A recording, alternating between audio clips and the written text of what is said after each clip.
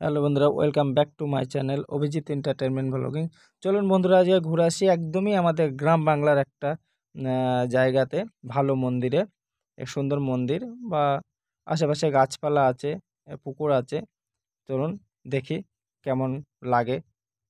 দেখুন, সামনেই মেন রাস্তা থেকে সোজা যাচ্ছি, যেতেই প্রথমেই বাম দিকে এটা হচ্ছে একটা প্রাইমারি স্কুল।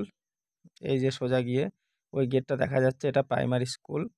তার পাশেই আপনার মন্দিরটা আছে। মন্দিরটা অনেক দিনকার পুরানো মন্দির, আমাদের বাপদাদার আমল থেকে মন্দিরটা আছে। মন্দিরটা খুব ভালো, বা এখানে অনেক কাহিনী আছে।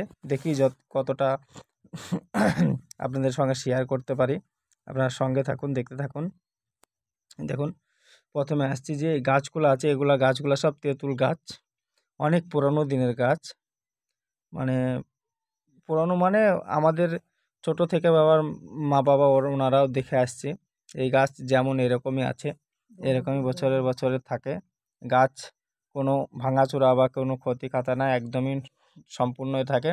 দেখুন, এই প্রথমের এই মন্দিরটা আছে, ওই বাম দিকের ওই মন্দিরটা যেটা গোল আকারে আছে, এটা মন্দিরে এখানে পুজো পার্বণ হয়। বাকি আপনাদের দেখাবো আমি, গোলে পাকে ঘুরে দেখুন। সামনে নিয়ে যাচ্ছে আরও, দেখুন ওই সামনের ওটা পুকুর আছে আপনার। এটা সবই একটা মন্দিরের মধ্যে জায়গা।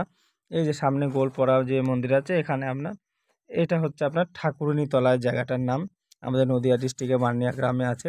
এই যে এখানে এটা হচ্ছে মেন, ওখানেই সব কিছু পুরানো গাছটা বা গাছটাকে বাঁধানো আছে মানুষের বসার জন্য। এখানে আপনার দেখুন সব চেয়ার করা আছে, বা নানান এই যেখানে আমি লাইভে আসলাম, দেখি এই দেখুন চেয়ার, বা ওদিকে পুকুর বানানো আছে সবাই বসার জন্যে।